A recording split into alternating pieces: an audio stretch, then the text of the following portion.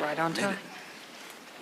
I'd like to call to order the Monday, September 24th regular meeting of the Littleton Planning Commission. Could we please have the roll call? Commissioner Coronado? Here. Commissioner Schwartzbacher? Here. Commissioner Reynolds? Here. Chair Rudnicki? Here. Commissioner Bolt? Here. Commissioner Almond? Here. Commissioner Miller? Here. And tonight we have absent Commissioner Breidenbaugh and our Vice Chair, or Chair Pro Tem, Commissioner Stallman. Okay. Let's see. You've got the agenda before you. Are there any changes or additions? Seeing none, just to let people know, we have one item on the agenda this evening, and that's a public hearing on short-term rentals. Next item is the minutes to be approved. You all had a chance to watch the tape. Any changes, additions, or do we have a motion? Move to approve based on the recording secretary's certification, the September 10, 2018 action minutes for the September 10, 2018 regular meeting of the Littleton Planning Commission. Second. We have a second. Please vote.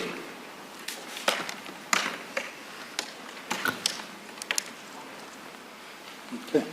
And Commissioner Bolt was missing the last meeting, correct? I was. Okay. I wasn't missing technically, but. Commissioner Bolt, are you abstaining from voting? Yes. Or- Okay. So the vote's unanimous with one abstention, and the motion carries. Next item is public comment. This is for public comment for general business or non-related items. If you're here to speak about short-term rentals, we ask you to wait until the public hearing for short-term rentals. That'll be coming up shortly. We have a sign-up sheet which is coming down. If you haven't signed up to speak, we'll ask if anybody else wants to speak when we finish with the sheet. Thank you. We had David Roos. Well, he wants to speak on short-term rentals, so we'll ask you to wait. Are you here to speak on short-term rentals? Yes. We'll wait till the public hearing on short-term rentals. Is there anyone wishes to speak on just non-agenda items? Seeing none, we'll move on. General business, there is none. So we'll go right to our public hearing. This is PC Resolution 26-2018, an ordinance to amend the city's definition of lodging uses and other associated definitions into Section 10-2-1 of Littleton Zoning Code, to amend Section 10-3-1 land uses, to amend Section 3-9-2-1 business license requirements, and to establish new regulations for short-term rentals, Section 10-4-18. Can we have a staff presentation, please?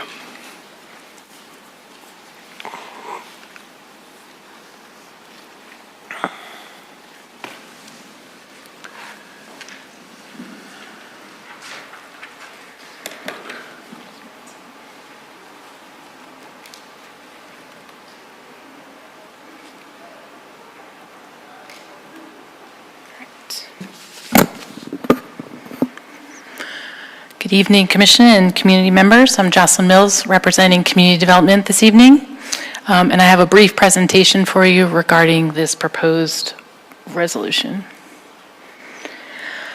So just quickly, there are three objectives of the draft ordinance. Number one, to create a formalized process for how Littleton may want to handle short-term rentals. Maintain our community character through the creation of these regulations, and then lastly, to ensure rules for public safety are met. How I decided to break it out for you this evening is really looking through the ordinance itself, the resolution, and within that ordinance that's attached.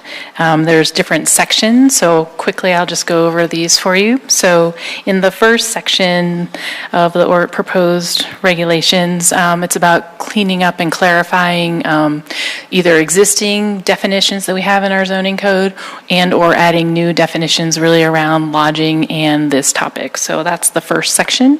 Section then 2, 3, and 4 are really around the Chapter 3 of our zoning code and the land use table itself, clarifying those defined uses in the land use table, adding short-term rentals as a new category.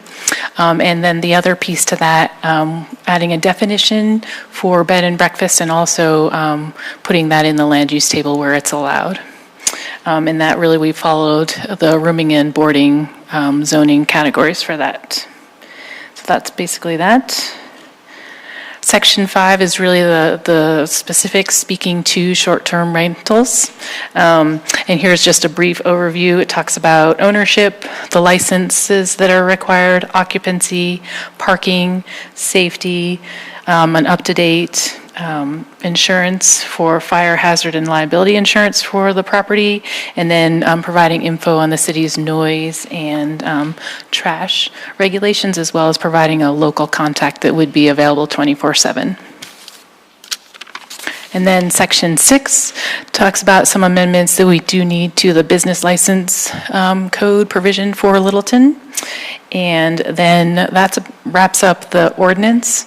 I also wanted to point out that we did receive many public comments by email. Those were included in your packet.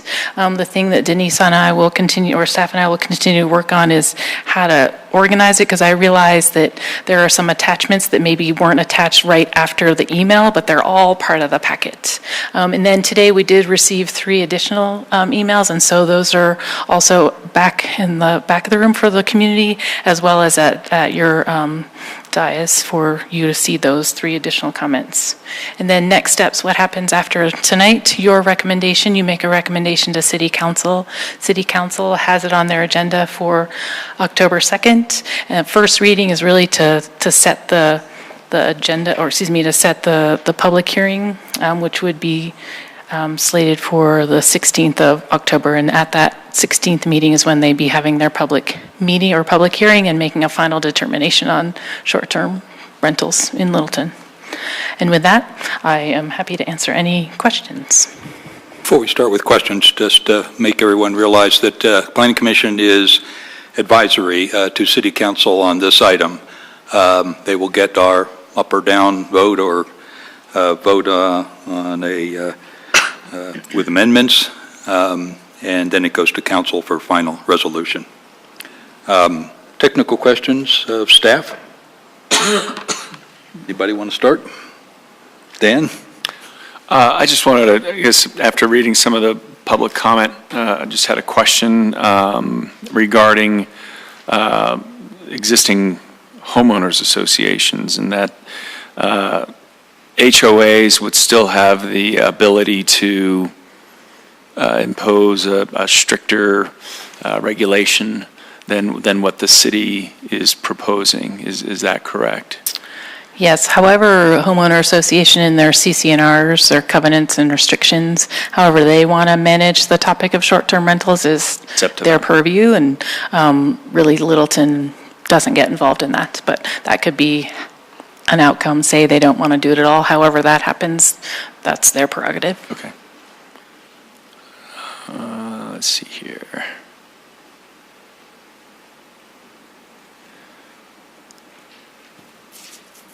When it comes to, I think there was also another comment about limited, or LLCs, say, owning a property. Is there anything that, is there any opposition, or is there anything in the code that says that that's prohibited? Or what is the thought about LLCs owning a property and then maybe creating more and more LLCs to own more properties? Is there sort of a regulation on that? The way the code that we've outlined it right now is 1 per person. I can turn it over to our attorneys if you want more on the legal side of how or what the LLC would fall under, if that's what you're asking. Yeah, I guess, is there, can somebody create multiple LLCs to own multiple homes? Or is there a loophole there? Okay, that's a good question. We can work on that response if you want to Okay. keep going on others.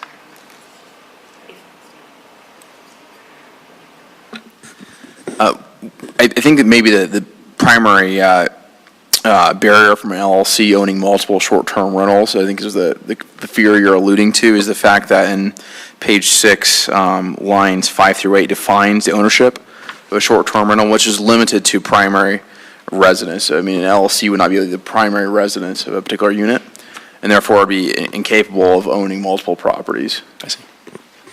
Okay. That's all I have right now. Jerry? I do have a question, and I don't know if this falls under technical questions, but I'm trying to find whether the proposed ordinance describes if a property owner gets a license, and within that one-year period, they sell that property, does that license then terminate, or is it transferable, is it non-transferable? Do we have anything in there regarding that?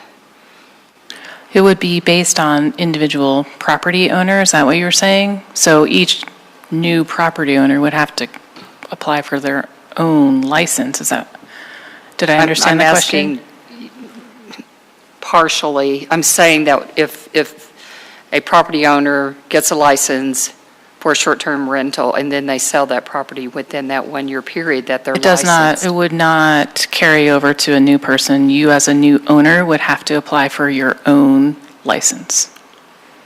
I don't really see any language related to that. If there is, if you could point that out, that would be great. Again, I think I would refer to the ownership section, that you would have to be the owner of the property, so that you have to apply as a person.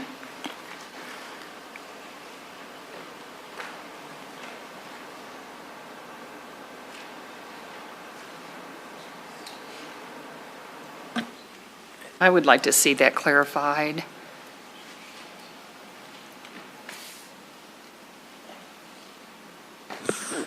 I think a restriction on assignability is something we'd be willing to bring back to the city attorney. I think one way this could be read, because it doesn't say it is assignable, that means it is not. But for clarity's sake, I think it's something we can take back to the city attorney to add in. Nothing else? David? I'm good. Sorry? I'm good. Go ahead. Nothing.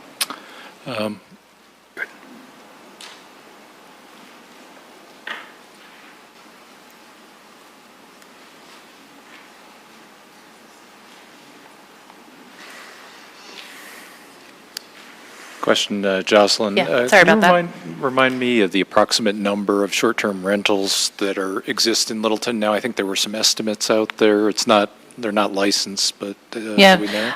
Well, we have 9 who have current business licenses. We do guesstimate somewhere 50 to 100 probably. But we haven't gone out door to door, Right, I know to it's do an a formal estimate, survey yeah. or anything like that, so. All right.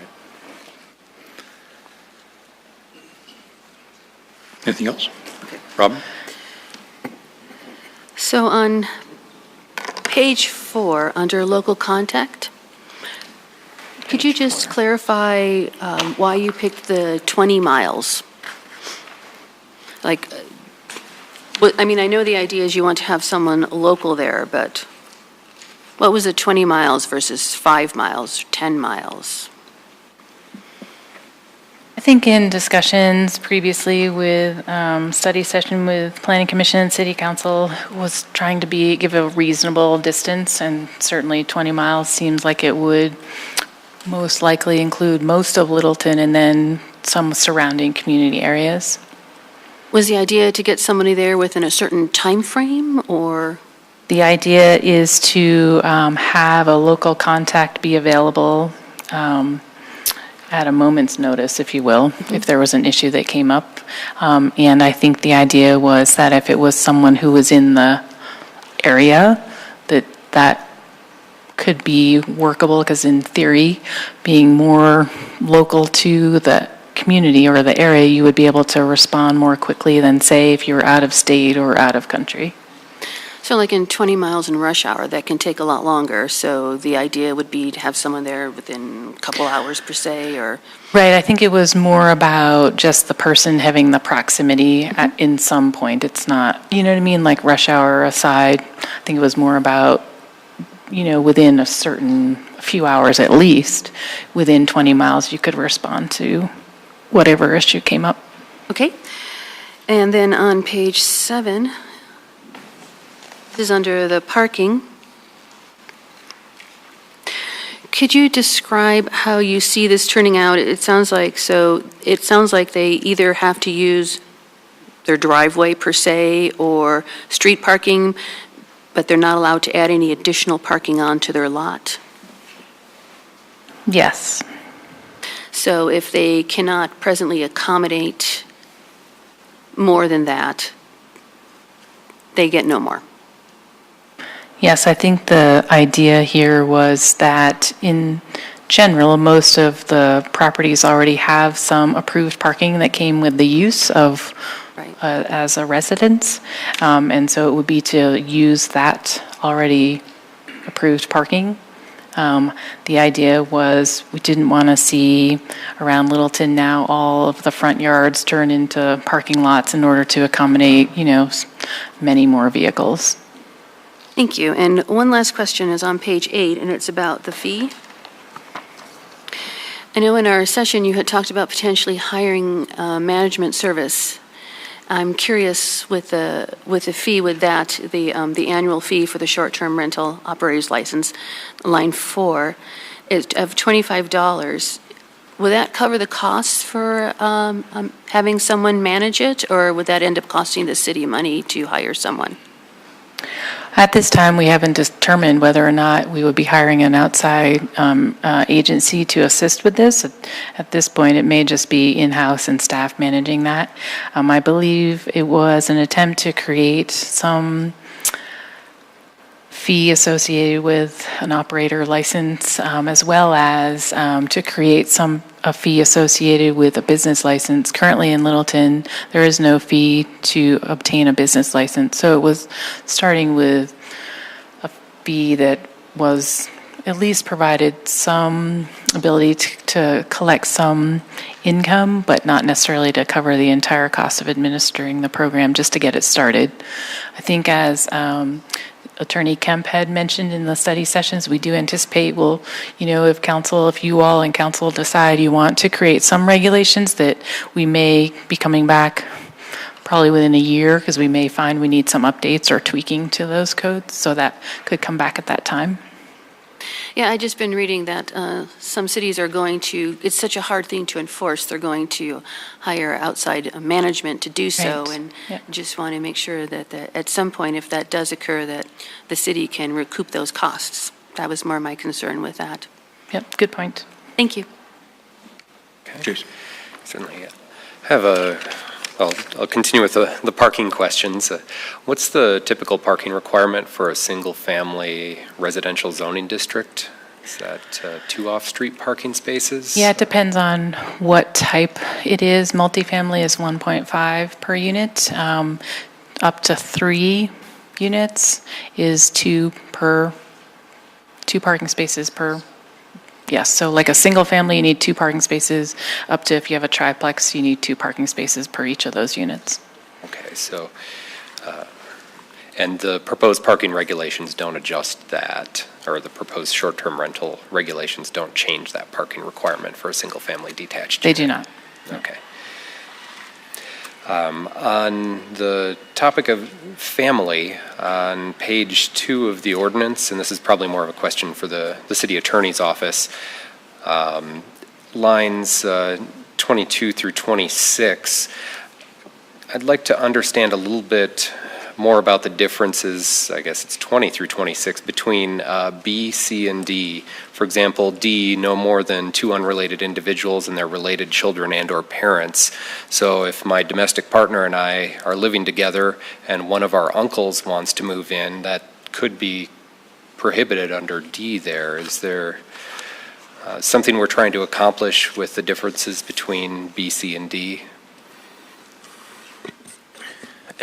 So I'm going to hedge a little bit because I didn't write this, and I'm acting for Steve. But I believe what the intent was to create a more expansive definition of family. The previous code was more restrictive, and we're trying to ensure compliance with Federal Fair Housing Act requirements. And so, therefore, a more expansive view of family has been taken. Each of A, B, C, and D should be read as an and not an or statement. Okay. So just because you don't fall under, per se, B, you could still fall under D potentially. Right. And so we think we have expanded the definition of family in order to comply with the federal requirements. Regarding your hypothetical, particularly, I believe it was 2 domestic partners and then an uncle. I think you may not fall under D, but you could probably fall under C though, and so that would cover that situation. Right. Yeah. Thank you. And then just to clarify the discussion on the LLCs under ownership on page 6, I just want to be clear about what the regulations are proposing regarding who can operate a short-term rental. The staff report mentioned that there's 1 short-term rental per applicant within the city of Littleton. My inference was that person could live in Omaha, Nebraska, and own a short-term rental here as long as they had a local contact within 20 miles. Yes, so I was going to bring that up at the end here, but yes, if you go to, I think that's an important point, and going back to the LLC question on page 6, line 5 through 8, I believe the way this is written is that the applicant must be the fee owner of record of the project, or if you are renting it, that in that case, it must be your primary residence and you must have approval of the landowner. All right. Thank you for the clarification. That's all. So the question that Commissioner Almond had around the LLC, and perhaps you had, perhaps that's something that we can be working on here as we have additional conversation. I also have questions about about applicants. Still a little fuzzy about the LLC, but let's say property owners are skirting around the 1 short-term rental per applicant. Husband could apply for 1, the wife applies for another 1, the 5-year-old child who legally owns the property can apply for another 1. How do you regulate that? Or, Uncle Harry, get him to buy 1 and apply for the application. Right. Yes. Well, certainly I don't believe that the intention is not that your 5-year-old could own a 3rd house and your husband and wife. The idea would be it'd be 1 person. That's the idea. But certainly, to your point and everyone else's point, that's something we need to. Should it be primary residence? Should it be 1 per individual LLC? However we want to create that, that is the question. I think it obviously needs some work and thought before it goes to council. I would just note that the 5-year-old could not legally apply. He would not have a. All right, I'll change it to Uncle Harry. What about in case we're worried about 5-year-olds? Dog? Okay. Or dog. The dog would not have the capacity, we say legally, in order to enter into a contract. So, not a concern. But you could see where they could weasel their way around it and get multiple short-term rentals, unless the city has. Yeah. I know there are a lot of regulations they're going to come afterwards as far as what kind of mapping is required, just the technical items that are not in the ordinance itself. So the administration portion of it, I think that information needs to go into that technical piece. I know the question of this, but if the property is not a single-family home, but let's say isn't an apartment, or the property is a 10-unit apartment, I assume that only one of the 10 can be a short-term rental. So if you have a site property with 50 units, only 1 can be a short-term rental, correct? I That's think correct. Oh, go ahead. I'm sorry. No, I please, think Jocelyn. yes, it depends to, I think what Brandon was going to say, and jump in, please. As an apartment, that would be correct. If you have a condo building and so it's individual ownership, then legally, as you know, each of those units is technically its own unit and own lot. So in that case, you could potentially have more than one if it was a condominium unit. Condominium, okay. Good point. Let me go through a few edits here, questions I had on the ordinance itself.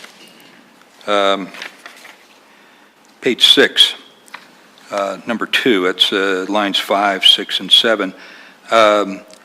Ownership, the applicant must be the fee owner of record, the subject property, and/or provide a lease agreement showing the property as primary residence. There's that word primary residence. Does that belong in there?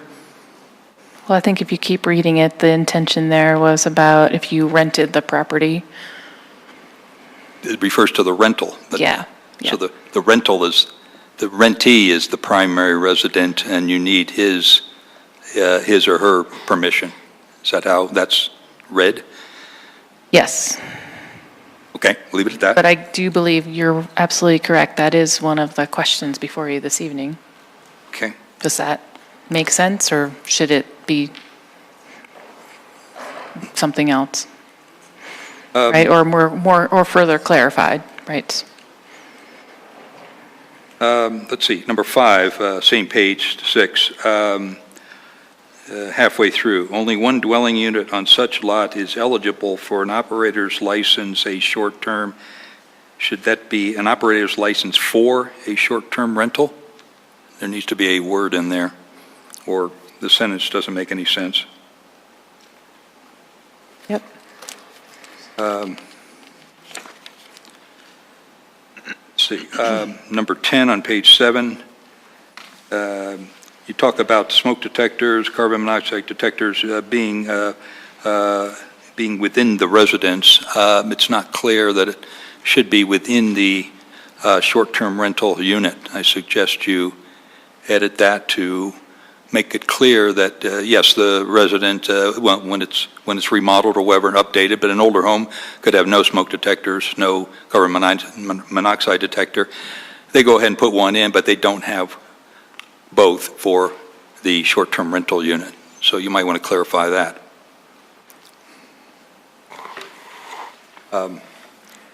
Last point, and more rhetorical, it doesn't look like you have any law or item that where you need to notify near neighbors that you are running a short-term rental. Is that correct? That is correct. Okay. That's it for me. Anybody else? And I guess we hope people Sorry. would do that, but it's not, we didn't list it as a requirement because we're not sure how we would enforce that. Okay. Any other questions of staff? See none. Thank you. We'll now open it up to public comment. I'll go ahead and read this verbatim. Public comment is an opportunity for anyone to express opinions or ask questions on items that are not part of the public, well, this is part of the public hearing. Immediate response should not be expected. Anyone who would like to speak, please sign in the sheet in the back. If you haven't signed in, we'll ask if anybody additionally wants to speak when we've finished with the list. We expect comments to be civil. There's a 3-minute limit per speaker. The recording secretary will hold up a yellow card indicating that you have 30 seconds left to speak. When your 3 minutes is up, she will hold up a red card. When your name is called, please proceed to the podium, speak directly into the microphone. Please speak directly because the acoustics in this room are pretty bad. Provide your name, address, or your council district. We have quite a few speakers here. Yikes, we do. Okay, we'll start out with David Roos.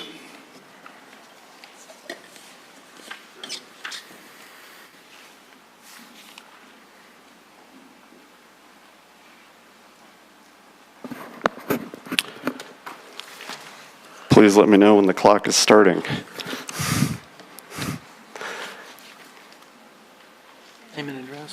So, And I'm clock sorry, I working? just noticed that I don't have my red and yellow cards. Oh, no. So Just So throw something at stand me. with one hand I'll and raise a two? hand. Does everyone agree with that? Thank you. Go ahead. Before I get started, I wanted to thank everybody here for your volunteerism to the community. I truly appreciate it. I realize none of you are paid to do this, so thank you very much for spending your time here. My name is David Roos. I'm 6024 South Prince Street, 80120. I've lived in the city since 1976. Graduate of Whitman Elementary, Euclid Junior High, and Heritage High School. I very much agree with the stated objectives to have a formal process for this, 2, to maintain neighborhood character, and 3, to ensure public safety. My family and I stay in vacation rentals routinely. They're fantastic. When we go to a new place, we look there first before any hotels. We love them compared to hotels. We think it's a great thing to have in a community. If we're going down the route of that it has to be owner-occupied, from a renter standpoint, that would be a huge turnoff. When we stay in a place, we don't want to be there with the homeowner. We want to be there by ourselves. I believe that somewhat we're using this model from Denver, and I don't think Denver is a good model. I believe property owners should have more flexibility in how they use their properties and to allow more than just owner-occupied. I think that we should have 5 as a limit. That would keep the big companies out, but still give a lot of flexibility to property owners. We need to accept that technology-enabled changes are occurring and markets will have to adjust. This is very similar to Uber and Lyft, which are a delight to use compared to the old taxi system. Airbnb and VRBO are also a delight to use compared to hotels. Denver had some bad actors with party houses, and instead of dealing with them individually, they put a moratorium on the whole thing and made it only owner-occupied. I think that's a big mistake. If we have any party houses as short-term rentals, we should deal with those individually. Built into the review system on short-term rentals, property owners have to keep their properties up, and I would argue that they have to keep them up much better than long-term rentals. A long-term tenant is very hard to evict. A short-term tenant can be gone in a day. That's built into the market, and it's very effective. Thank you very much for your time. Thank you. Brad Benson is against, wishes to speak. I also want to thank you all for your service. My name is Brad Benson. I live at 1 Meadowbrook Road in the Ridgeview Estates neighborhood.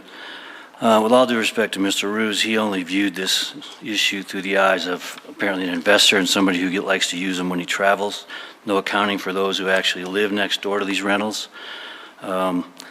I also agree with the objectives stated by the Commission in their presentation of the Planning Committee, but I'm troubled by the fact that there was no time spent addressing the 2 most important ones to the people who live in these neighborhoods, and that is the maintaining the character of the neighborhood primarily. There was no mention of even how that's going to be done. All she really did was run through the proposed statute for the benefit of the first objective, which was to provide a structure.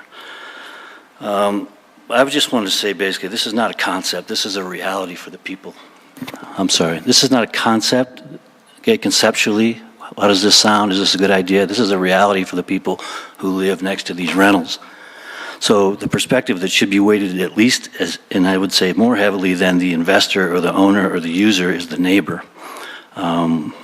And when you talk about a neighborhood, and you're going to allow these in neighborhoods, as it currently drafted, all neighborhoods, all residents, it doesn't add up to what I think communities want when they have a neighborhood. There's no accountability in a short-term rental. It's like having a hotel room next to my house. Okay, by definition, a short-term renter doesn't care about it as much as the people who live there every day, see each other every day, look out for each other's kids every day, taking each other's garbage cans every day. They don't care. They're not there. It's also inconsistent with the character of the neighborhoods. It wasn't addressed, but I wish it had been. But, you know, particularly in R1 neighborhoods, they're not set up in any way to accommodate high density or high traffic uses.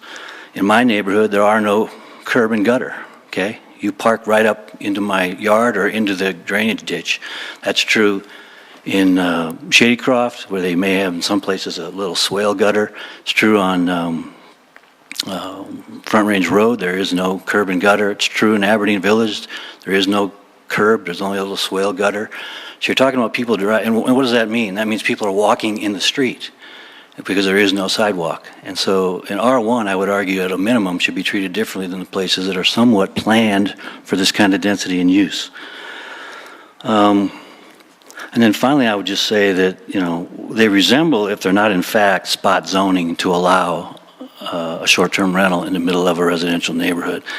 It's precisely what spot zoning is, prohibited by law, where you entitle one person surrounded by other people doing other things to have a specific benefit to the detriment or not of their neighbors.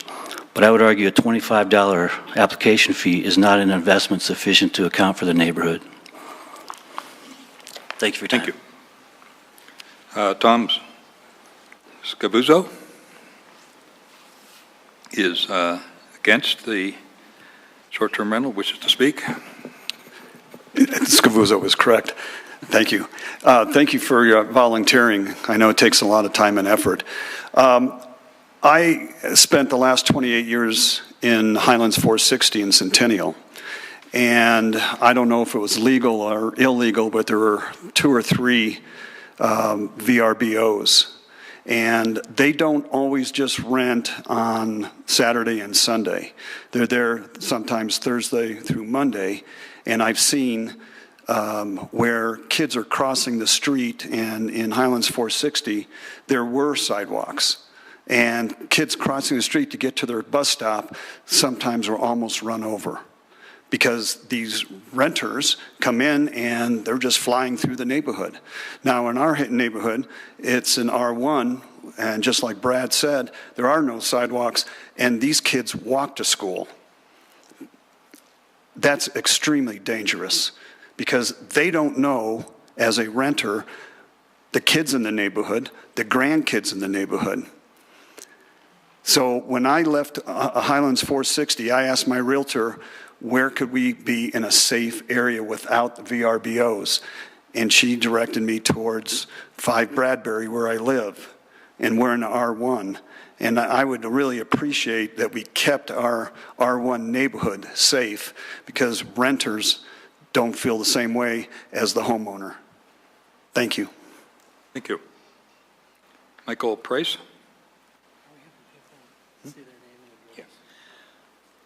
Again, if you could give your name and address, please. Yes, sir. My name is Michael Price. I live in the Ridgeview neighborhood in District 3.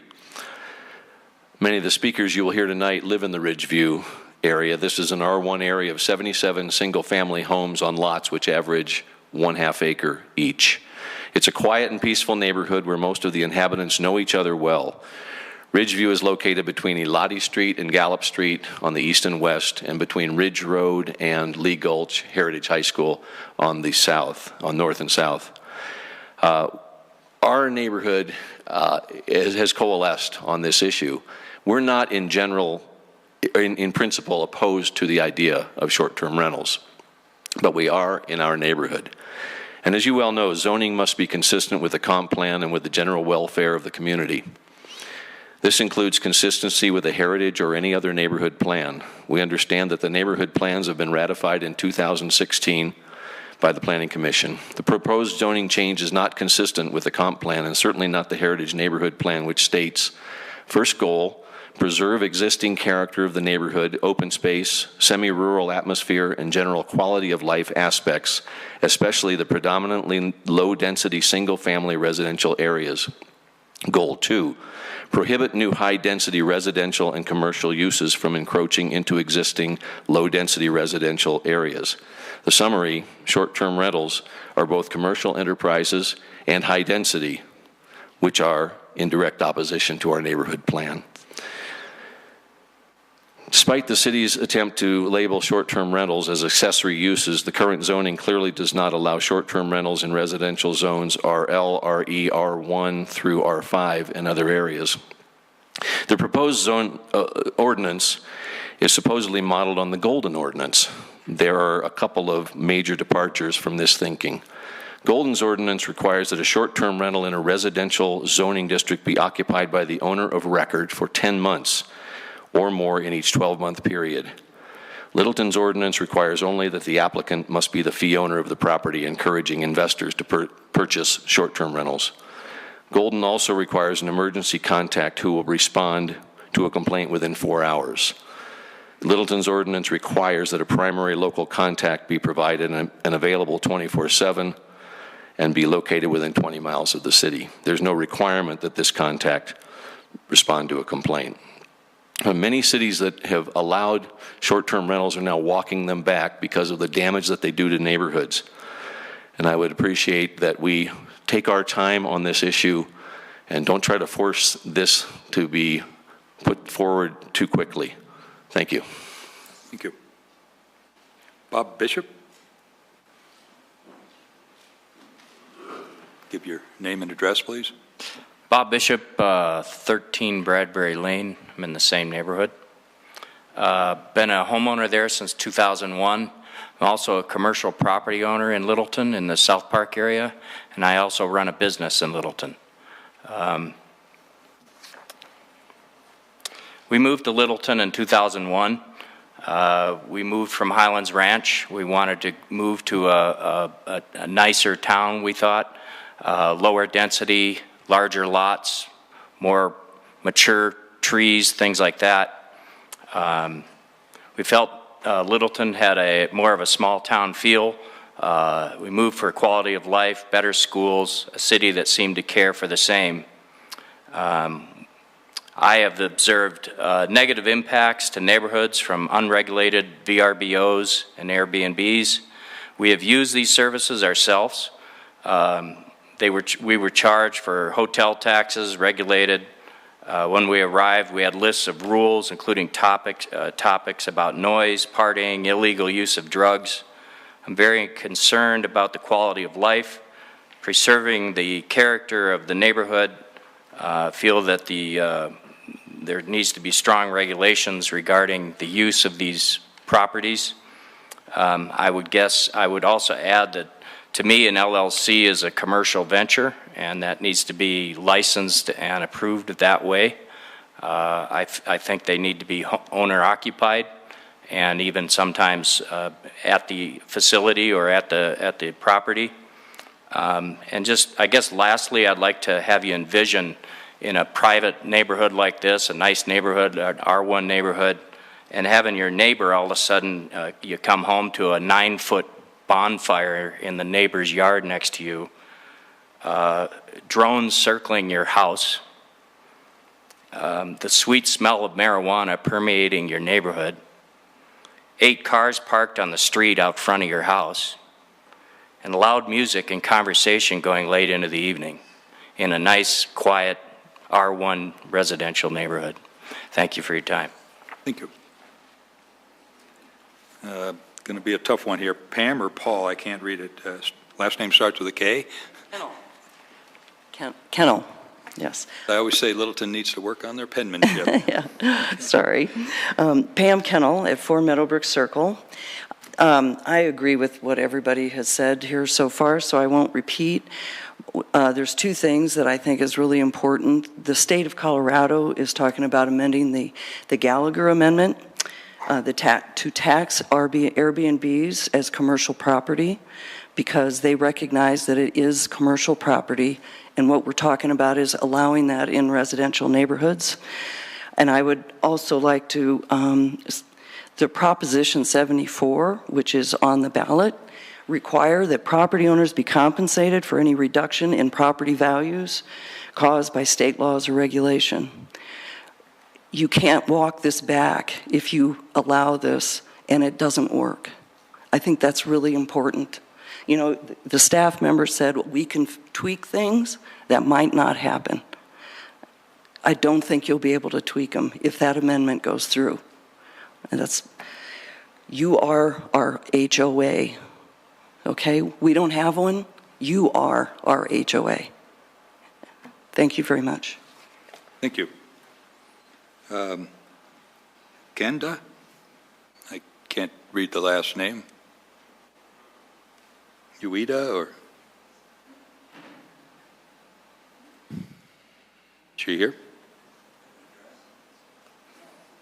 Okay. Move on. Kurt Hempel? I'm sorry?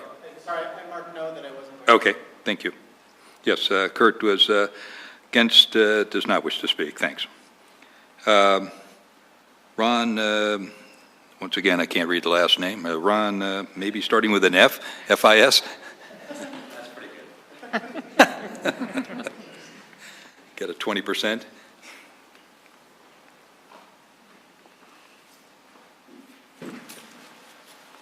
Let's see, I won't make this mistake I made last time. Can you folks hear me? Okay, and I'm speaking clearly? Okay, good. And give your name and address if you want. I'll get to that one. It is Ron Fisher, with an F, that you got. And I'm not going to reiterate all the things that have been said before. I think I live at 3 Meadowbrook Circle, so Pam and Jim are my neighbors, and Diane and Steve are also my neighbors, very great people, and it is a quiet neighborhood. But what I really wanted to do was, we moved to Colorado about 8 years ago, and we had a vacation home similar to the house we have now, large property, and the neighbor next door turned it into a VBRO. And what happened was the same thing that had happened here in this neighborhood. There were an extensive amount of cars parked there.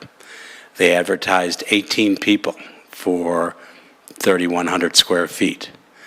And to accommodate those people, they put bunk beds in most of the bedrooms.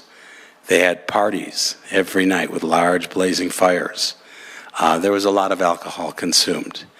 And it got to the point where we ended up selling that home at a loss because we just could not continue to live in that kind of environment. It was horrendous. And it started at Memorial Day and then went through to Labor Day and then started again in the wintertime. So my point to you folks is that I've lived that experience. And I don't want to see it happen in this quiet residential neighborhood that we all live in. Although we're not a huge amount of families, we are a group of families that move there for the specific reasons of large lots, quiet neighborhood, good neighbors, and just a pleasant life experience. So please, consider that as you go through regulating VBROs here in especially zoned R1 areas. I thank you. Thank you. Okay. Let's see, Susan, I think the first letter is a P. Puce, or is against the short-term rental and wishes to speak. I was afraid that my handwriting was so bad that I was Kanda, and you might be skipping. The poster child for, yeah. Okay, my name is Susan Price, and like many of the people here, I live in the Ridgeview neighborhood. And today I want to talk to you about neighborhood. I want you to know I love my neighborhood. I moved to Littleton to be in a neighborhood like this. I raised my children in this neighborhood. I have neighbors. I know my neighbors. I feel safe in my neighborhood. In doing some research for tonight, can you hear me? I found that many cities and jurisdictions are walking back, allowing VRBOs and Airbnbs in their neighborhoods. And why is that, you might ask? It's because neighborhoods have been replaced by rotating casts of weekend guests, because tourist rentals have led to dissolution of neighborhood cohesion and changed the character of residential neighborhoods. That's why Santa Monica, New Orleans, Nashville, Paris, Barcelona, San Francisco, Baltimore, Seattle, DC, Columbus, Anaheim have either sharply regulated VRBOs, prohibited them, or are phasing them out altogether. As a lawyer, I understand property rights, but they are always subject to local regulations, zoning laws, use laws, nuisance laws. That's why we can't have a factory, for example, in our neighborhood. I agree with everything that's been said by my neighbors, and I'd like to leave you with an anecdote from a guy in a small town in California, much like Littleton. He's resided in his home for over 26 years. He raised his 6 kids there, and now he is surrounded by tourist rentals. And he said the house to the east was a family of 4, super nice people. The house next door was an older couple, very nice. Across the street was a smaller family. Now, all around me are vacation rentals, 2 or 3 different people rotating in and out. This is not what we want for Littleton. What is a neighborhood without neighbors? Thank you. Sierra Bishop is against, but does not wish to speak. She wishes to speak. I'm Sierra, but I don't want to speak. I'm next. You're I officially have to call out your name, sorry. Have a seat. Thank you, Sierra. Teresa Tucker. Good penmanship. I went to Catholic school. Wham. I'm Teresa Tucker. I live at 18 Bradbury Lane, along with all these other fine people, or near all these other fine people. The ordinance as proposed has a number of contradictions and potential problems. On page 1, there is a whereas which says this ordinance promotes the public health, safety, and welfare of its inhabitants. How does allowing short-term rentals promote these things? On page 5, there's a reference in A that the rental is marketed online and may be offered through a third-party entity. If not marketed online, is this rental prohibited? Also on page 5, the ordinance says the rental has exclusive use of the portion of the premises rented. This does not make sense. Should the second word be renter instead of rental? Also on page 5, the ordinance says deposits and fees must be paid in advance and may be non-refundable. Why is the city getting involved in the financial transaction between 2 private parties? Also on page 5, the ordinance says short-term rentals are permitted in all zone districts that allow residential uses, including planned developments, unless otherwise specified. Could certain areas be exempt from allowing short-term rentals under this section? On page 6, the ordinance states in section 2, ownership, the applicant must be the fee owner of record of the subject property and or provide a lease agreement showing the property as primary residence along with landowner approval granting short-term rental of the unit. First, this favors investors over owner-occupants. Most other jurisdictions require the short-term rental to be owner-occupied. Second, this allows tenants to sublet their rental dwellings to short-term tenants. How will the city enforce landowner approval for this? And why is this a good idea to allow renters to rent on a short-term basis? On page 6, section 8, occupancy, the occupancy of a short-term rental shall not exceed the total number of unrelated persons that are otherwise permitted to occupy a dwelling unit under the applicable requirements of the zone district, building code, or any other city code applicable to the subject premise. First of all, how is it possible to enforce this?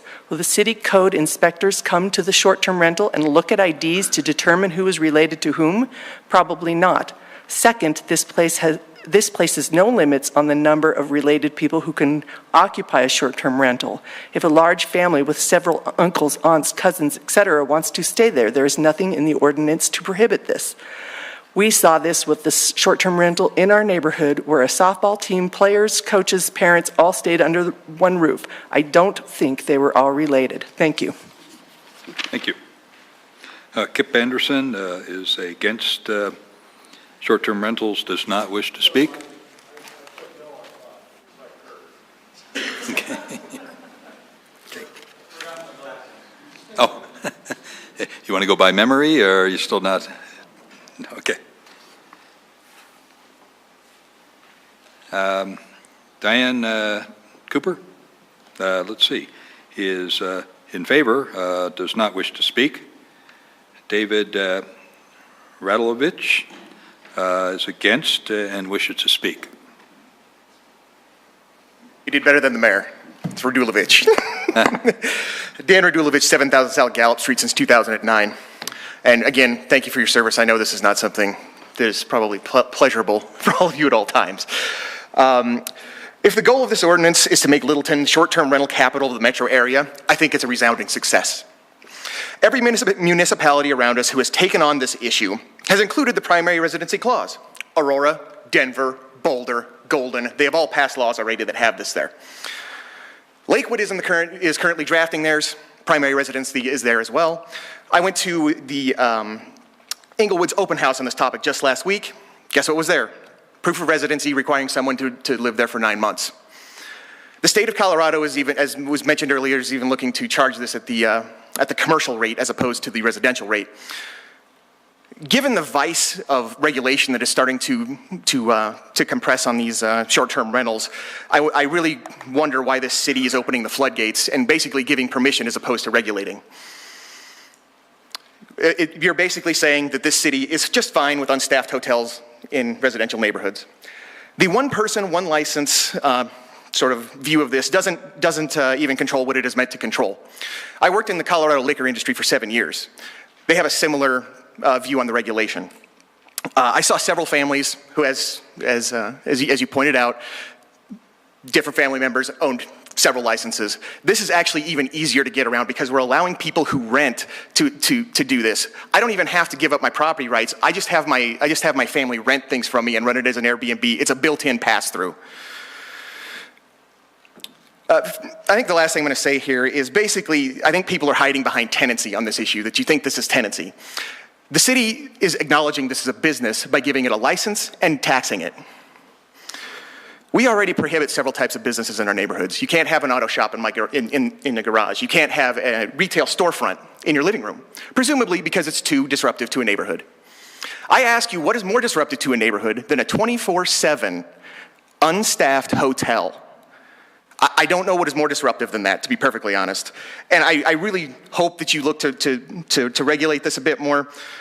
And that's all I've got, rather than give permission to do it. Thank you for your time and your service. Thank you. Tom Browning is in favor and wishes to speak.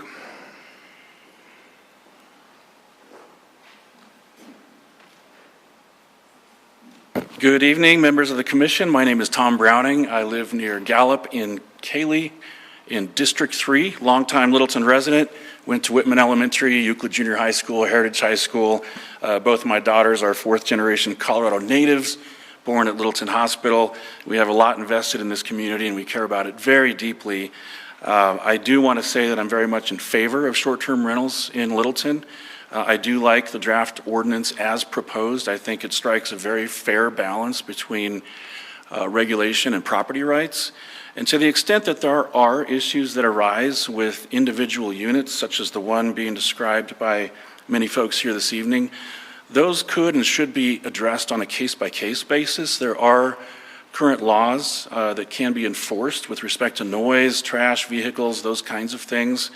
And so I would say that it's really important, to me anyway, to have a situation where if someone wants to properly rent their home out on a short-term basis, invite others from, frankly, around the world to come, enjoy Littleton for what it is. Let's showcase our community. It helps with tourism. It can help with tax revenue. There are some wonderful people that come here and visit, and it's really a chance to have folks, be here and enjoy these properties that are an alternative to hotels. My daughters and I travel frequently. We're fortunate to have gone to many places, and we now exclusively, just like the first commenter had mentioned, we look for Airbnbs. That's our first choice. You can have a little more space. You can have a kitchen. My daughters and I can have separate bedrooms. That's really not as possible in a hotel environment. So I guess in closing, I would say the draft ordinance as proposed is just fine. The only comment I would make would be to allow more permits per individual. I think one is not enough. I would go 2 to 5 and expand it. So thank you very much for your time. I really appreciate it. Thank you. Kelly Kidd is in favor and wishes to speak.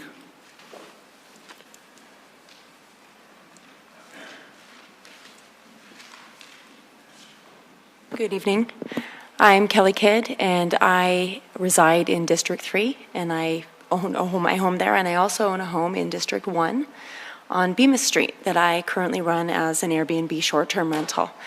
First of all, I want to thank you all for your time and your thoughtful consideration of this issue. I think it's deeply important to many of us for different reasons.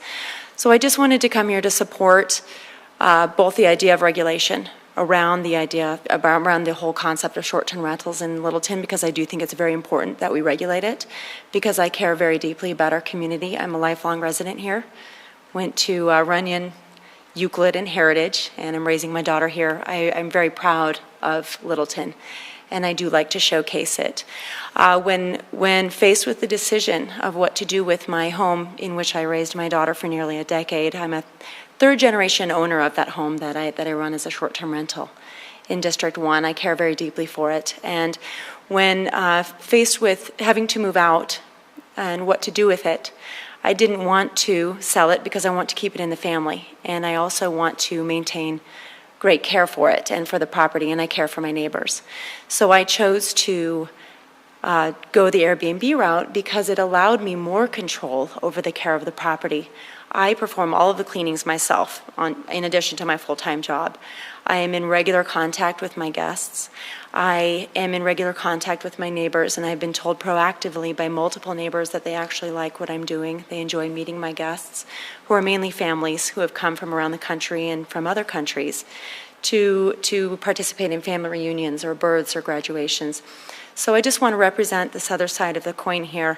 I feel deeply for those folks who have had a very negative experience. I would hate to have that experience myself, to have raucous neighbors next to me.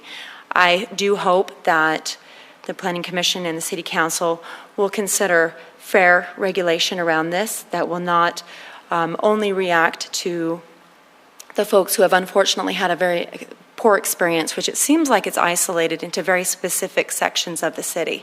So unfortunately for me and for probably the majority of responsible, thoughtful, careful, short-term property owners, I hope that there's not regulation drawn up that will restrict me from being able to continue to do this and to bring people into our community and provide tourism revenue and to enjoy Littleton for what it is.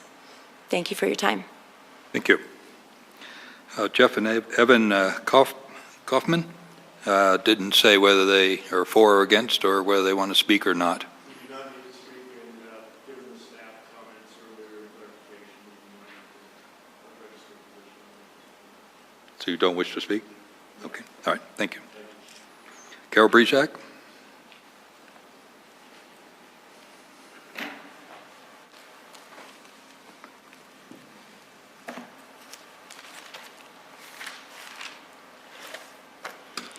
I'm Carol Brezak. I live in the 4th District. I'd like to talk about a little bigger issue. Mark, we worked on a zoning committee, and I've got a memo that goes back into, I believe it's April of 2016, that says that the following items have been identified as important topics for separate discussion by the Littleton City Council, but at a later date, and will not be addressed in the permitted use regulations. One of the items is the short-term rental, the VRBO. As a citizen that watches what goes on, it seems like we're always reacting instead of being ahead of the game. And it's frustrating for us, and I'm sure it's frustrating for you. I have a Airbnb in my neighborhood, and she's probably an A+ on the scale of how she does her business.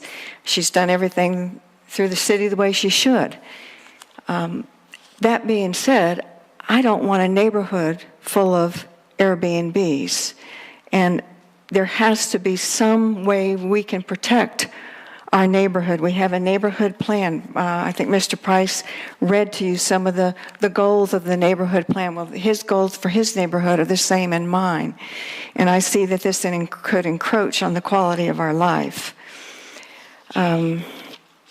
Regarding the proposed code changes, the idea about a local contact, I prefer an owner-occupied residence. My neighbor who has one had a situation where she had a couple of guests that were doing things that really perked her ears up, and she started paying attention. She got scared, and she called the police, and it turned out they were up to no good. And without that owner being on the premise, she would not have known about it. Denver does something that I think is pretty good. They give everybody a license number, and that license number has to be on or in their ad online. And if they don't have an ad or their ID on their ad, that is a violation of their code, and it's fined $990 per day. So I'm going to assure people who have a VRBO are going to follow the rules. They don't want to pay the penalty. We don't have any real penalties in our code. I'd like to see the application fee more than $25. I'd like to see it somewhere up to around $100, so that it actually will pay the staff to do some kind of surveillance, whether it's online or drive-by. Parking is a situation that it impacts me in my neighborhood, because I always know when she has guests because they're parking on the street, and normally we don't have people parking on the street. I think that's it. Thank you. Oh, one last thing. On your permitted land use chart, you have tourist homes. I wish you would go back and take a look at this land use chart, because they're not allowed in residence R1. And it seems to me that what we're talking about is a tourist home. Thank you. Pam Chadbourne, in favor with changes and does wish to speak. Good evening, Planning Commission. My name is Pam Chadbourne. I live a block and a half from here. It's great to have company tonight in the public realm. I wanted to say that I totally agree with the proposed change for notice. In other words, there shouldn't be somebody within 20 miles. There should be somebody within 4 hours. It needs to be a time limit. Otherwise, it's useless. They could go away for a weekend or something like that and not be able to work the problem. They need to be committed to being here within a time, not a space. It is not a hardship to restrict this, because we'll still have people coming for short-term rentals from other countries, and they will enjoy Littleton at that time, and the owners will still get to be able to enjoy the use of their homes within limits. So widening this beyond a certain level is really not a hardship to not do. So there's a difference between owner-occupied and primary residence. That's a good question to ask, but this should be the primary residence that's occupied 9 or 10 months of the year at least, and then perhaps owner-occupied on top of that. But if you're going to compromise, it needs to go to being the primary residence that's occupied by that resident for 9 or 10 or 11 months of the year. That's the original point of this. This was never meant to be a hotel for people, and to widen it, that is just people exploiting the possibility.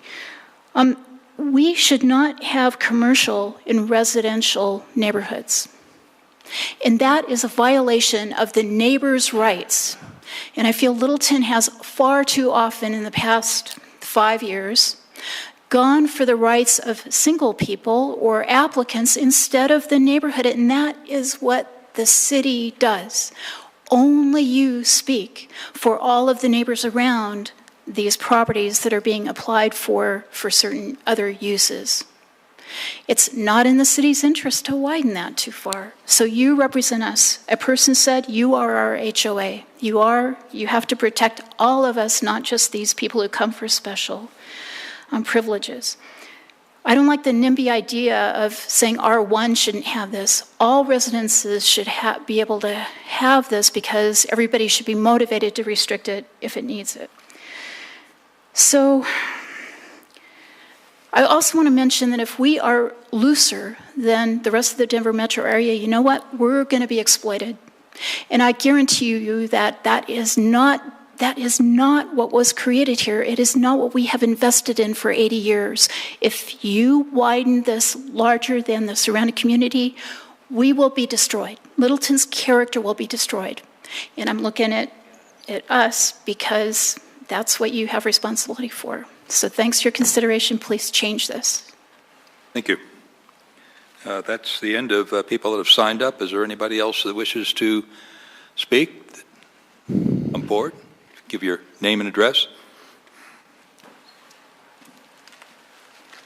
Good evening, Mr. Chairman, members of the Commission. My name is Jeff Seaman. I'm an attorney with the law firm of JPS Law Group. My address is 1700 North Lincoln Street in Denver.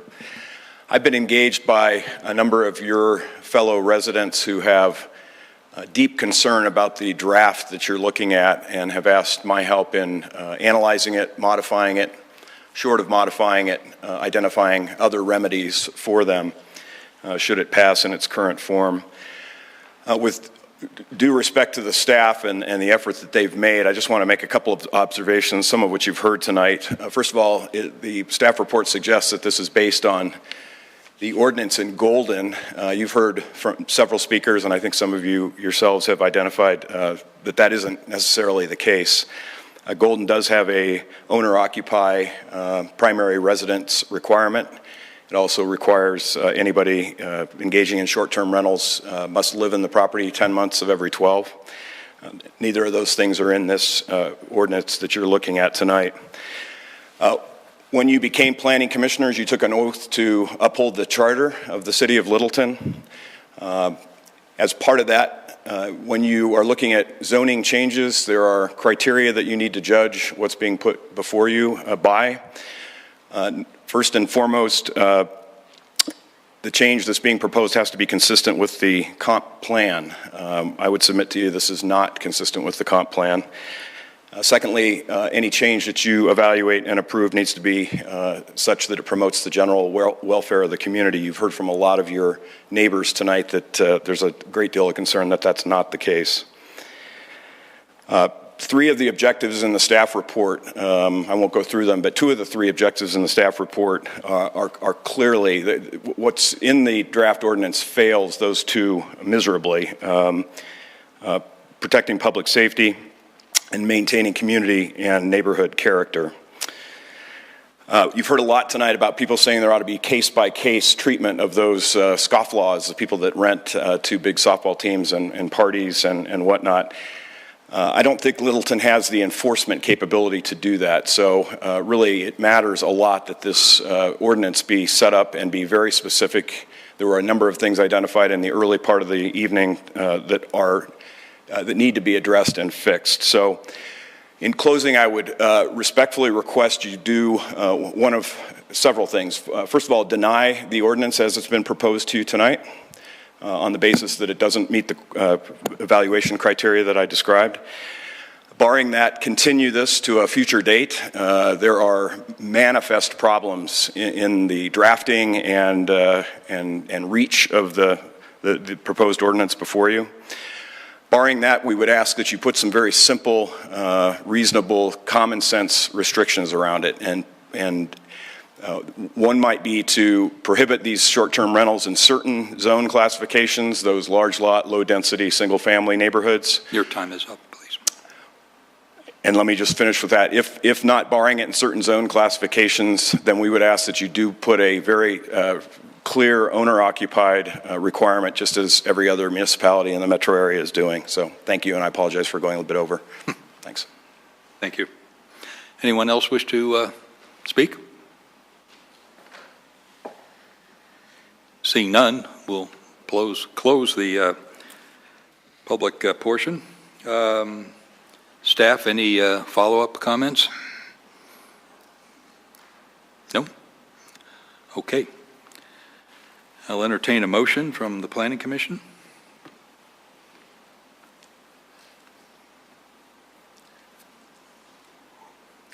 Who's going to be the guinea pig?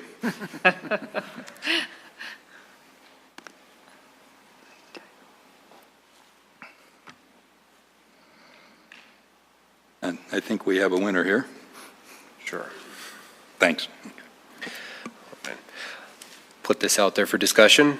I move to approve PC Resolution 26-2018 to amend the city's definitions of lodging uses and other associated definitions into Section 10-2-1 of Littleton Zoning Code to amend Section 10-3-1 land uses and short-term rentals, to amend Section 3-9-2-1 business license requirements for short-term rentals, and to establish new regulations for short-term rentals, Section 10-4-18, which forwards a favorable recommendation to City Council.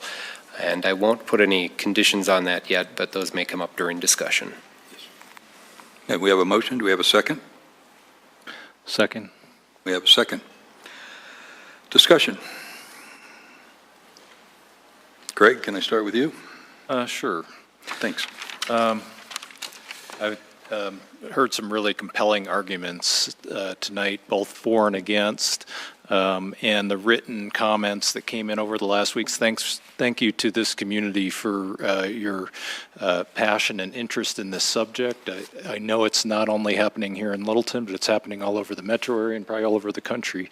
It's an important issue for us to consider. The way I see it is prior to the moratorium, there were no limits on short-term rentals. The moratorium has given us some time to come up with some common sense rules and regulations to control our own fate, if you will, meet those three primary criteria. So what's on the table here, in my opinion, is much better than what we had before. That said, there's still some work to be done, obviously, on it. I concur with a lot of the comments I've heard. I'm a regular short-term rental user. I've traveled all over the world using them. I think it's a great way of traveling. I'd like to see people have that option here in Littleton without destroying our community character.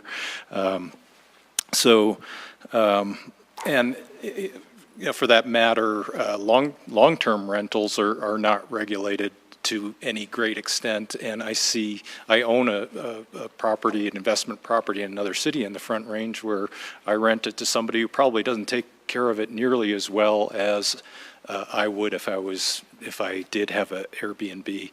I live in the Highland Vista neighborhood. I've lived there for 20 years. I don't think there's any short-term rentals there, but there could be. I just haven't been impacted by it. But I could imagine if next-door neighbor decided to go that route and do it full-time and didn't have good oversight, that I would be really upset about that, and I'd want my neighborhood protected in that way. So I think that we need to work on this, take our time, get it right.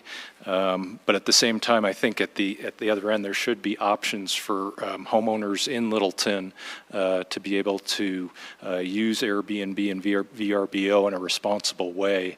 And so support reasonable regulations with some conditions.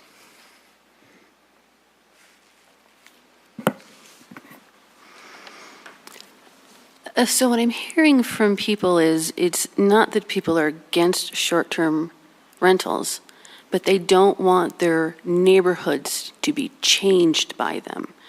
People enjoy staying in them for the quiet homes or the areas in general, but there are those characters who take advantage of it and cause serious problems. And that cannot be allowed to happen. People move into their home, it's their castle.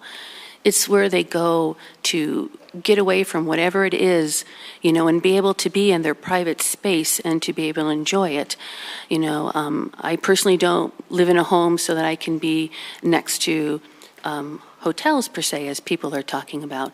But if someone has a short-term rental and it's done responsibly and respectfully, that's a whole different story. So I've been doing a lot of research on short-term rentals, and what it's showing is when short-term rentals move into residential areas where people are living more in single-family homes, it creates a tension.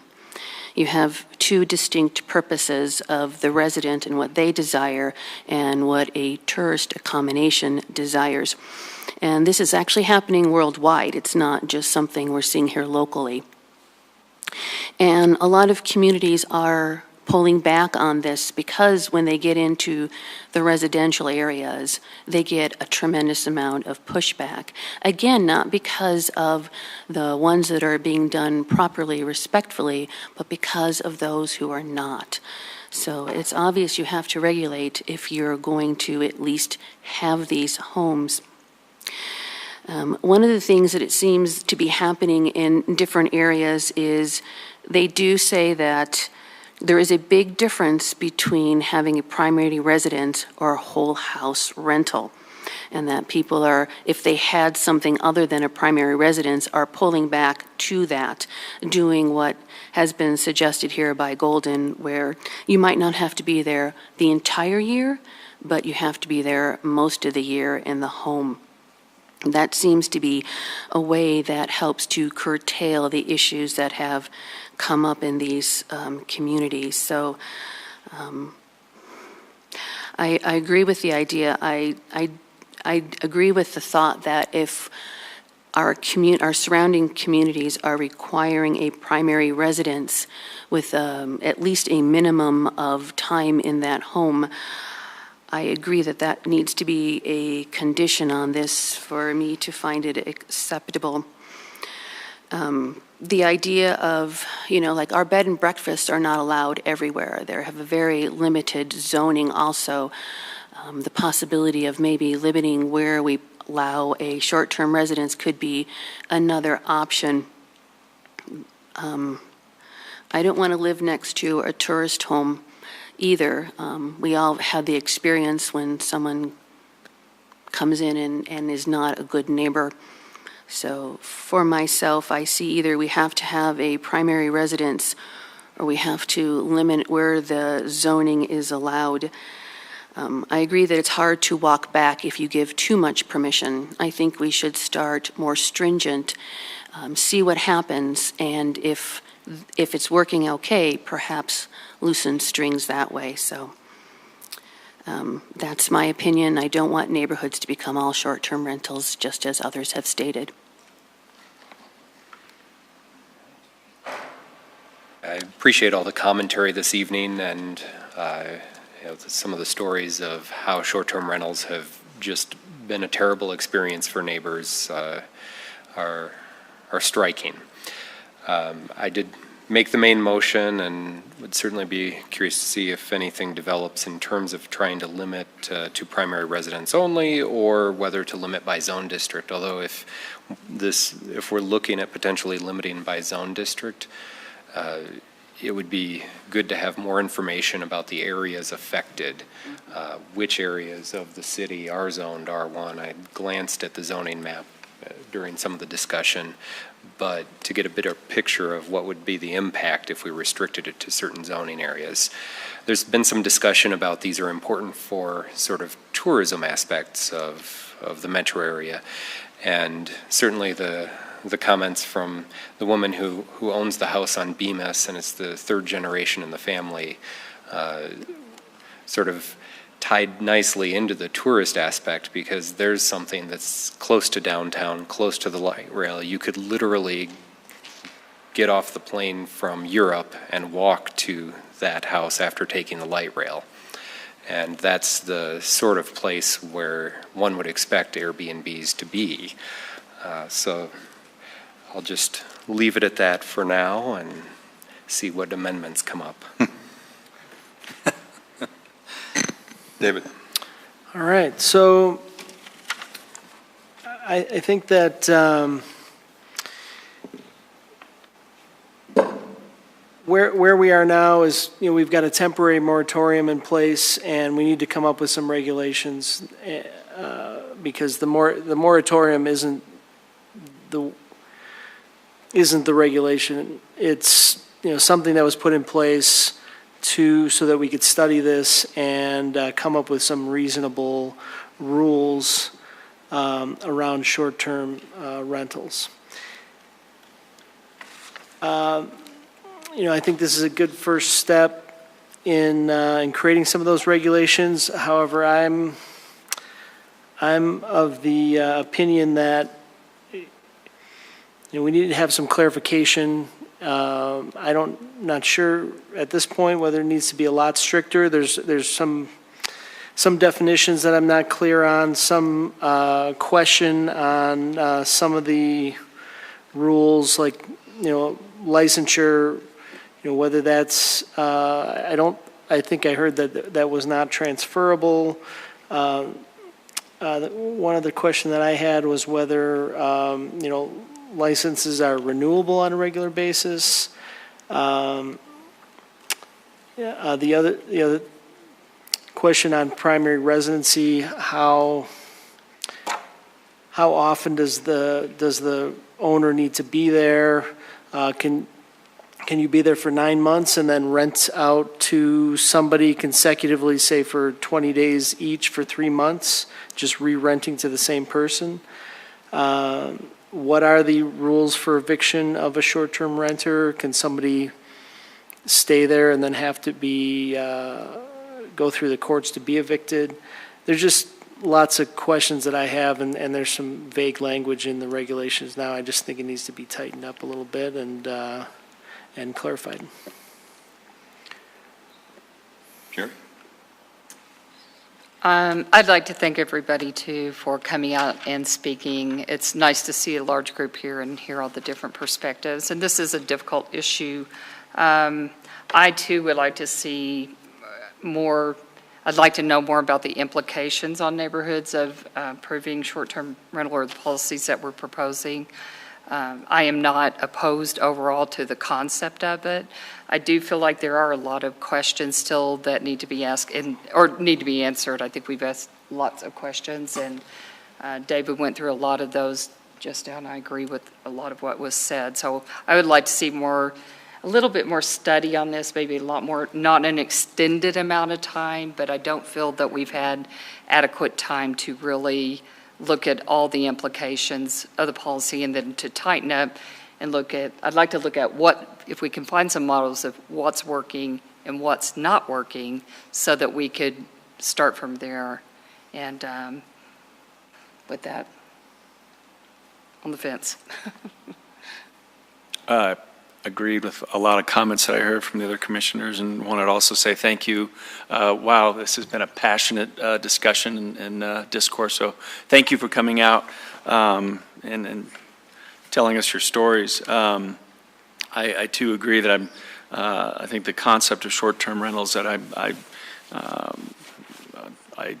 don't oppose, but I feel like we do need to sort of understand the regulations a bit more, and am intrigued by, tilting it more to having that primary resident, or even having this sort of 10 to 12 month requirement that you're actually at your residence for 10 to 12 months. I think that's interesting. Also curious about understanding more about that, whether it can be regulated by zone district. So I think it requires a little bit more study myself. I'd just like to get a little bit more information. Okay.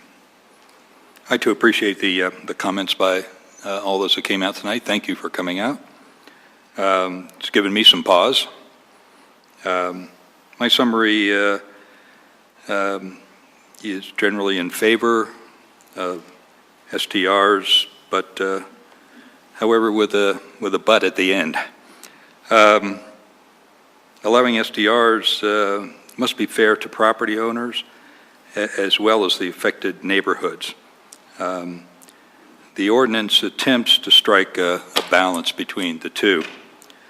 I can't help but notice that a lot of the speakers tonight come in, live in areas that are either RE or R1. I happen to live in an R1 area. There was an idea floated somewhere that STRs be allowed only in higher density areas such as R4, R5. The regulations I feel, are not onerous. The fee, however, for short-term license is, to me, absurdly low, and I'm sure will be raised in perhaps a year when we look at this again and tweak the regulations. I almost guarantee that we'll be back here within a year, year and a half, looking at this again.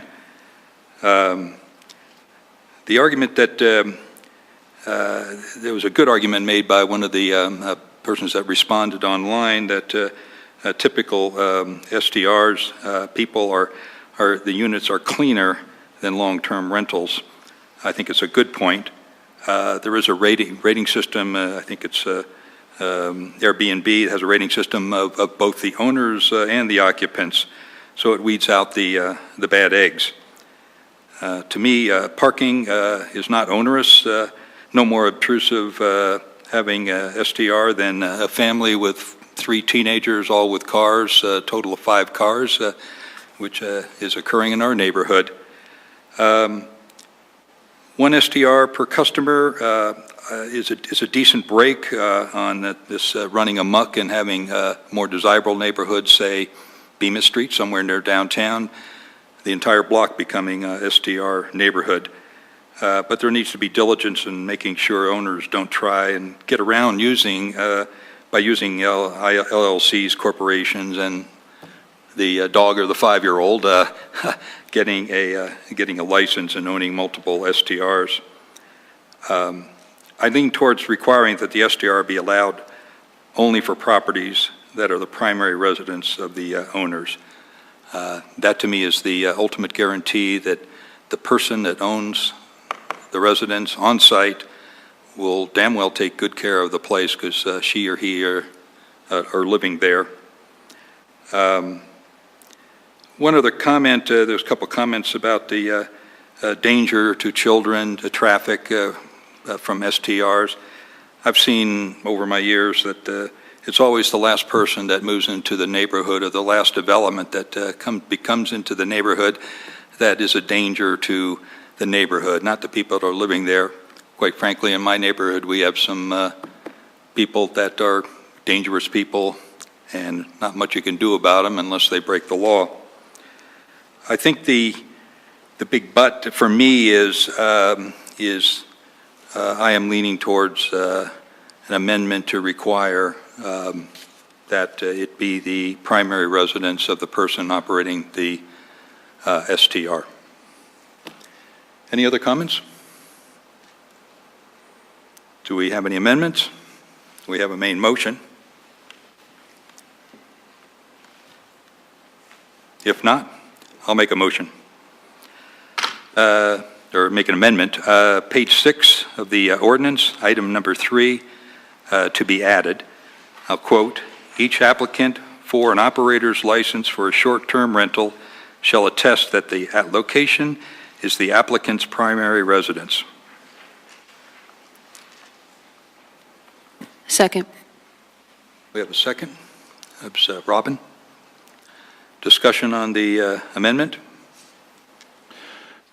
Does the definition of primary residence, I'm looking for it here, mean a certain number of months per year or year-round, or do we have a definition? Do we need to add a definition? Would probably need down, right now it's not part of my motion or amendment.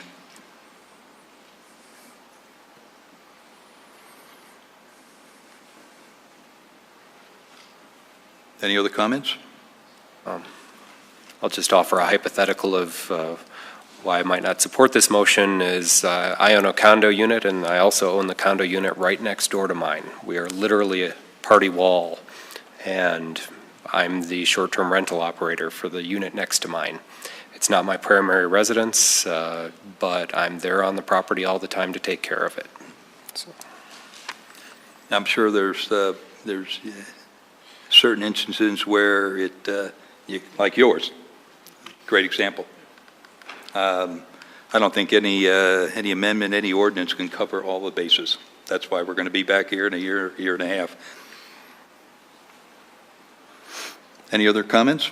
So we're not talking, so I think Greg said we're not commenting on duration right now because you're saying it's year-round. That's correct.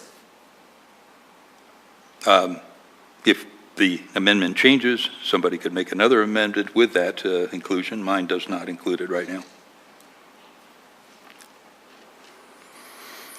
Any other comments? Seeing none, we'll vote on the amendment.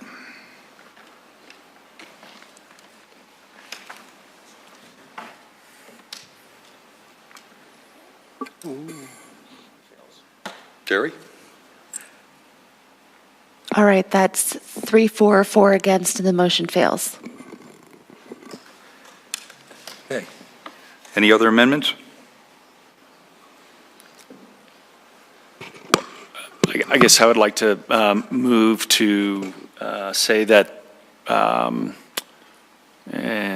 bear with me, Mark, the number you referred to before. I guess what I want to do is say that it doesn't necessarily need to be, you don't have to be there year-round. You can be there for more like, I guess it sounds like Golden's rule or regulation that says it's owner-occupied for 9 or 10 months straight. Well, you haven't made an amendment yet, but I could comment that, you could have the snowbirds that are, in Littleton for 6-7 months a year and take off in the wintertime, so maybe Yeah, or I six, want to 7, go. 8 months is Yeah, or I want to appropriate. go swap a house with somebody who lives in Florence, and I want to be there for a month, and they can be at my place for a month. So we're going to need a motion in order to discuss the proposal. What? To clarify? In order to open the item for discussion, there needs to be a motion on the table with a second. And so if you Do were. you have a motion? Was that a motion? Yeah, so I guess I'll Was make. that amendment? Yeah, am I making an amendment? I'm asking if you're making an amendment. I didn't hear one. I am making an amendment. Thank you. I'd like to make a motion that the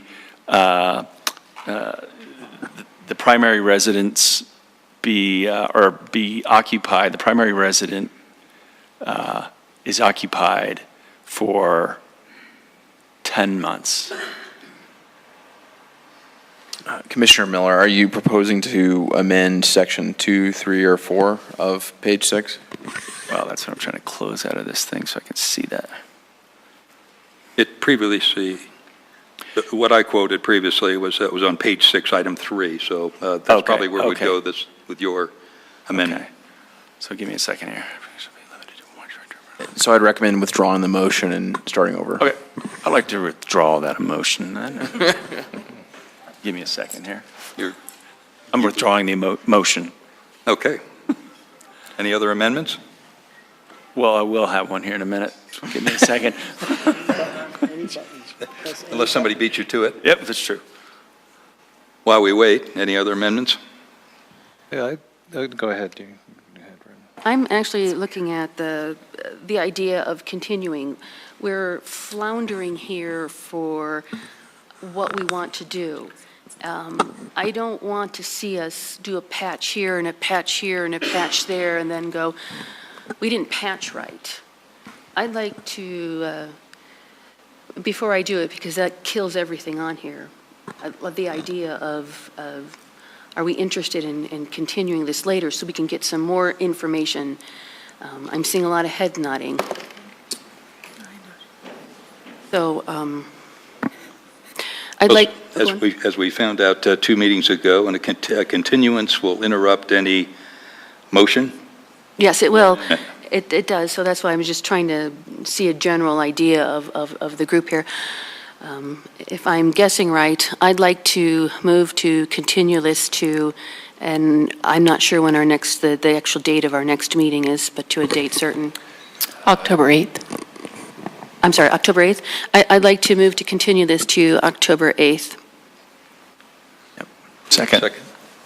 That was it. Second. Miller. Any discussion? I do want to add one point for the board's consideration on this motion, is that the moratorium will run out if we were to extend this to a date certain in the future, meaning that short-term rentals would again be unregulated in the city. And so this is a consideration to your decision as to how you want to proceed, but I just want to let you know that the calendar, as I've been told, has been set up so that there'd be regulations in place before the moratorium would run out. Everyone's busy. This was a 3-month moratorium, and we're looking at it for the first time now, so if a continuance happens, it happens. So question on that. Council can extend that moratorium, correct? Council could, but it has not been noticed at this point, so it would require further action by council. Yes. Any discussion on the continuance? We will vote on the continuance. Everybody? All right, with 2 against, the motion carries. Okay, we will continue to October 8th. I'd like to throw out also to staff something to consider, like what Jason was talking about, where he's next to it, he's not the primary owner.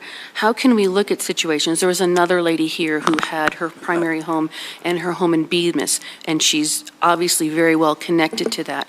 How we could look at incorporating that also to not exclude where we can obtain what we want, which is responsible short-term rentals without harming someone who just lives like right next door and they're using that. Yeah, a lot of these are just going to be extremely hard to administer, to police, et cetera. I think the policing is the research I read shows that that's why cities and communities are going to other management, because Yes. it is very difficult to police this. So in those terms, if you do go to someone managing this, you have to consider the fees to incorporate the fact that you are now having someone manage it. That is probably something else that needs to be looked at. I think one of the bigger concerns I have too is that we're just about to initiate a full comprehensive plan study, and to be consistent with the comprehensive plan, this is sort of a longer term look. It sure would be good to look at the impacts that short-term rentals could have in various zone districts and neighborhoods, and they're probably not equally distributed. If I could interrupt, at this time, the public hearing has closed, so we can direct staff as the next steps. We should try to keep our discussion within the public hearing context, so I'd like ask any further discussion be avoided at this point. Thank you. Okay, staff reports, any? Yes, a couple things. Just so you're aware, at the next Planning Commission meeting, which is October 8th, this will obviously be one of the items. The other item that will be on there for consideration is a request to change some of the city's impact fees regarding transportation. We are not doing that in a study session for you. It will just come for you as an ordinance. Currently, the reason it would be coming to Planning Commission is because it is in the subdivision code. So just FYI. But that's about a request to increase the city's impact fees around transportation. So that's at the next meeting. And then also the other thing at the next meeting is a study session with Kendon Keast and staff regarding the draft vision for the city. As you know, we did a big push here in August and September and some in July to have people and engage with the community around creating a unifying vision for the city. And so the draft vision will be presented to you on the 8th from Kendon Keast for your input, and around the same time we'll also be getting it out to the community to look at as well. So just those are my updates for today. If you have any questions? Any commissioner comments? One item I got today was the little synopsis of what's going on with the vision. The participation was pretty amazing. 12 weeks we had, 2% response versus some communities doing 2-year studies and getting a 1% response. So we still have 44,000 citizens that didn't participate, which is disappointing, but we did get a pretty reasonable return on investment for spending the 12 weeks working on this. Yeah, it's a good start for the vision, and hopefully we'll continue to increase participation as we get into the comp plan next year. Okay, we are adjourned.